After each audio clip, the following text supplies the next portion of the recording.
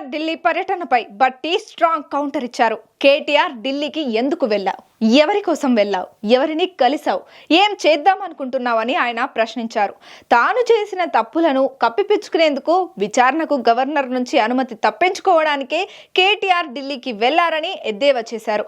మహారాష్ట్ర రైతులను ఉద్ధరిస్తామన్న మీరు అక్కడ ఎందుకు పోటీ చేయడం లేదని నిలదీశారు. ఢిల్లీలో బీఆర్ఎస్ బీజేపీ మధ్య ఒప్పందం కుదిరిందని, ఆ ఒప్పందం కుదిరిన వెంటనే కేటీఆర్ బయటకు వచ్చి మహారాష్ట్రలో కాంగ్రెస్ కు ఓటు వెయ్యొద్దంటూ చెప్తున్నారన్నారు. తమకు గవర్నర్ పట్ల నమ్మకం ఉందని, ఫార్ములా ఈ రేస్ విచారణకు అనుమతి వస్తుందనే విశ్వాసం ఉందన్నారు. ఈ కేసులో చట్ట ప్రకారం ముందుకు వెళ్తామన్నారు. వీళ్ళు తల్లకిందులు తపస్సు చేసినా గానీ ప్రభుత్వాన్ని ఎవరు ఆశ్చర్యపరచలేరు. ఈ కేటీఆర్ కాదు, కేసీఆర్ కాదు, హరీష్ రావు భూమి ఆకాశం ఏకం చేసి కింద పైన తల్లకిందులు తపస్సు చేస్తే కూడా ఏం కాదు. మీరేదో ఢిల్లీ పోయి దేనికి పోయారంటే ఢిల్లీ ఎవరి కోసం పోయినవాడు? ఢిల్లీ ఎవరిని కలిసావు? ఏం చేద్దాం అనుకుంటున్నావు? నువ్వు పోయి అక్కడ పోయి నువ్వు చేసిన తప్పిదాలన్నింటినీ కప్పిపుచ్చుకోవటం కోసం, లేకపోతే గవర్నర్ దగ్గర ఉన్నటువంటి పర్మిషన్ ఏదో మాట్లాడుకోవటం కోసం ఢిల్లీ పోయి ఆడ మాట్లాడుకొని మళ్ళీ ఆడ స్టేట్మెంట్ మహారాష్ట్రలో మేము ఏది ప్రజా వ్యతిరేకమైన కాంగ్రెస్ ప్రభుత్వాన్ని కాంగ్రెస్ పార్టీకి వ్యతిరేకంగా ఓటేయండి అని.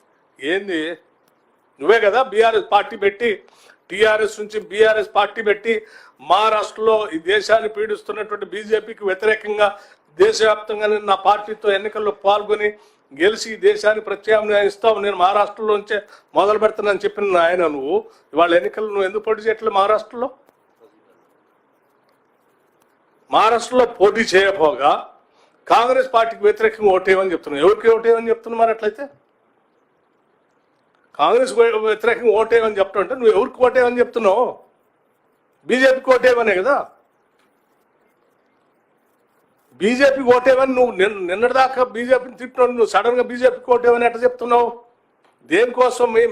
మీకు ఢిల్లీలో జరిగిన మంతనాలు ఏంటి? మీ ఇద్దరి మధ్య వచ్చినట్టు ఒప్పందం ఏంటి? సార్, డిప్యూటీ సీఎం గారు, జనరలీ దిస్ పబ్లిక్ హియరింగ్స్లో అడిక్వేట్ పోలీస్ ఫోర్సెస్ డిప్లాయ్ చేస్తాం కదా sir. In this case why it was not followed sir? The district collector ప్రజల మీద నమ్మకంతోనే ఉంటాడండి ఎప్పుడైనా. కానీ మీరు ఈ రకమైన కుట్ర చేసి దాడి చేపిస్తారని అనుకోరు కదా. బాధ్యత కలిగిన నాయకులు కదా మీరు. సార్, ఇప్పుడు డిప్యూటీ సీఎం గారు కేటీఆర్ గారి ఢిల్లీ టూర్ మీద మీకు అనుమానాలు ఉన్నాయి. అనుమానాలు కాదు, ఉన్నది చెప్పాను. ఒకటి. రెండోది ఏంటంటే ప్రభుత్వం పంపిన ఫైలు 15 రోజులుగా రాజ్భవన్ ఉంది. దీనికి దానికైనా లింక్ ఉందని మీకు డౌట్ ఉందా? ఏమండి, స్టేట్ గవర్నమెంట్ ఫార్ములా ఈ రేస్ మీద ఏసీబీ కేసు నమోదు చేయడం కోసం మీ స్టేట్ గవర్నమెంట్ పంపించిన ఫైల్ రాజ్భవన్లో 15 రోజులు అక్కడనే ఉంది. ఈలోపు కేటీఆర్ ఢిల్లీకి వెళ్ళారు. ఈ రెండింటికి ఏమైనా లింక్ ఉన్నట్టు మీకు అనుమానం కదా? మరి అందుకే వారు అంతా హడావుడిగా ఢిల్లీ పోయి వారు అందరితో మాట్లాడుకొని ఒప్పందం చేసుకొని బయటకు వచ్చి వీళ్ళు మాట్లాడితే ఎట్లండి? ఆ టెండర్ల గురించి మాట్లాడుతాను నేను. అంటే 30,000 కోట్లతో అయ్యేదాన్ని 1,60,000 కోట్లకు పెంచి అడ్డగోలు టెండర్లు పిలిచిన కేసీఆర్ అండ్ కేటీఆర్, హరీష్ రావు వాళ్ళ మాట్లాడేది టెండర్ల గురించి. గవర్నర్ అది కూడా ఆ టెండర్లు ఏంటి? అమృత ఏదో సంబంధించిన టెండర్లు మీరు పిలిచిన టెండర్లే కదా. అడ్డగోలుగా మీరు అడ్డగోలు పెంచి పిలిచారని క్యాన్సిల్ చేస్తే మీకంటే తక్కువకి వచ్చింది టెండర్. అది మీరు పిలిచిన రేట్ కంటే తక్కువకి వచ్చింది. సంతోషించాలి. రాష్ట్ర ప్రభుత్వం మీద, కేంద్ర ప్రభుత్వం మీద ఇంకా భారం తగ్గించింది ప్రభుత్వం. గవర్నర్ సంతకం చేయకపోతే ఫార్ములా ఈ రేస్ కేసు ఏం కాబోతుంది? మీకు నెక్స్ట్ యాక్షన్ బి ఉందా? యాక్షన్ ఏ, యాక్షన్ బి, యాక్షన్ సి అనేది ఏముండదు. ఒకటే చట్టం ప్రకారం. చట్టం ఎట్లా ఉంటుంది దాని ప్రకారం చేసుకుంటూ పోతుంది అంతే. చట్టం ఏం చెప్తుందో దాని ప్రకారం దాని స్టెప్ ఉంటుంది అంతే. ఫైన్. ఎందుకు ఆలస్యం అవుతుంది అనుకుంటారు సార్ మీరు? 15 రోజులుగా వారు ఢిల్లీ పోయారు. ఢిల్లీలో కలవాల్సిన పెద్దలందరితో కలిశారు, ఒప్పందం చేసుకున్నారు. ఒప్పందం చేసుకొని బయటకు వచ్చి వెంటనే ఆడ కాంగ్రెస్కు వ్యతిరేకంగా ఓటేయండి, బీజేపీకి అనుకూలంగా స్టేట్మెంట్ ఇచ్చారు సార్. దాన్ని బట్టి అర్థమవుతుంది వారిద్దరు ఒప్పందం ఏం జరిగిందో ఢిల్లీలోని. సార్, ఏమండి, వెయిట్ చేస్తున్నాం, చూద్దాం ఏం జరుగుతుంది. ఆమోదం తెలపకపోతే గవర్నమెంట్ ప్రత్యేకంగా విడిగా చర్యలు కోర్టుకు వెళ్ళడం కానీ గవర్నర్ ఇప్పుడు ఆమోదం చూద్దాం, ముందు ఊహాజనితాలు ఎందుకు. Let's wait. మాకైతే సంపూర్ణ నమ్మకం ఉంది మా గవర్నర్ మీద. గవర్నర్ తిరస్కరిస్తే We ప్రభుత్వం have a lot of respect and regard. We have a lot of confidence on him. Definitely గా వారు చట్ట ప్రకారం చేస్తారని ఆశిస్తున్నాం. Sir, in the aftermath of this fresh violence, how are you going to go ahead with Kodangal Pharma, this thing, sir? Industrial park కోసం industries ని establish చేసే ప్రక్రియలో రాష్ట్ర అభివృద్ధి కోసం ఈ రాష్ట్ర ప్రభుత్వం అడుగు వెనక్కియదు.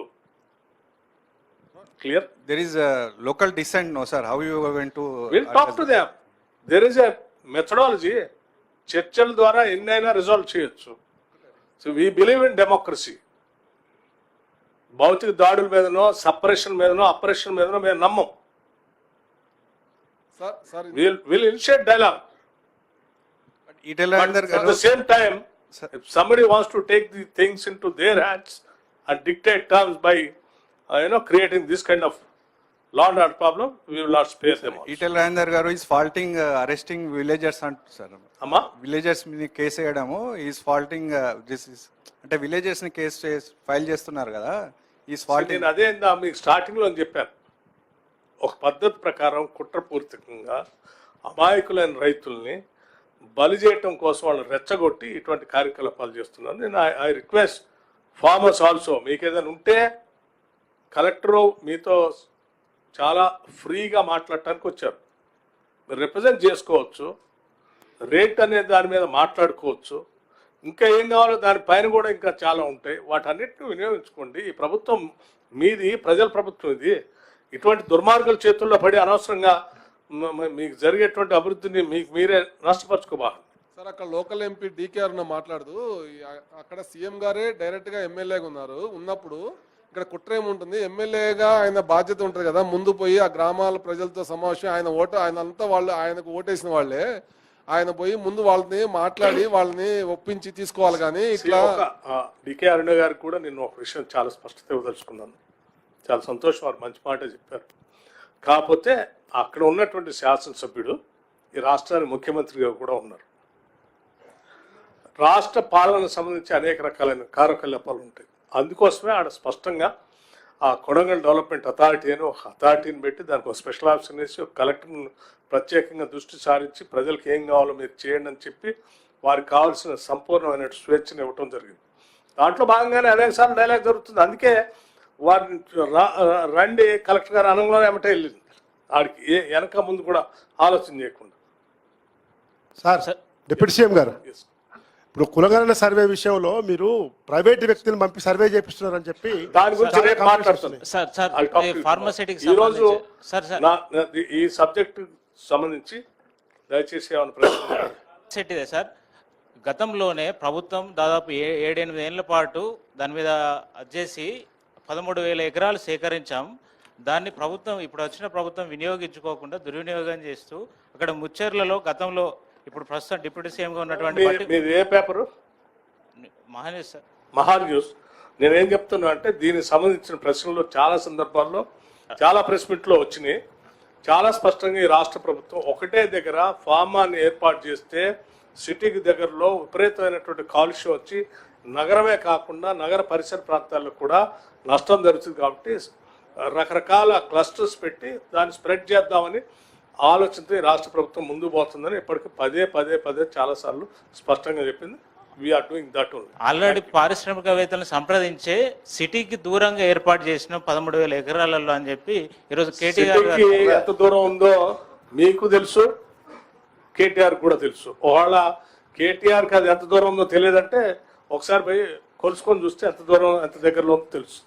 డిప్యూటీ సీఎం గారు, మొత్తం ఎన్ని ఎకరాలు తీసుకోవాలనే ప్లాన్ ఉంది ఈ pharma city? I making it once again clear Rahul గారు, ఇది not only pharma city, it is an industrial park. అక్కడ రకరకాల పరిశ్రమలు ఎవరెవరైతే ముందుకు వచ్చి రాష్ట్రంలో పెట్టడానికి అవకాశం ఉంటుందో వాళ్ళకి ఈ రాష్ట్రంలో ఉన్న ఇండస్ట్రియల్ పార్క్స్ అన్ని చూపించి ఎక్కడ వీలైతే అక్కడ మీరు పరిశ్రమలు పెట్టుకోవటానికి రండి అని ముందు చెప్పడమే ప్రభుత్వం ముందు ఉన్నటువంటి లక్ష్యం. ఎంతమంది వస్తారు అనేది it is a continuous process. దాన్ని బట్టి ఇట్ డిపెండ్స్. Thank you.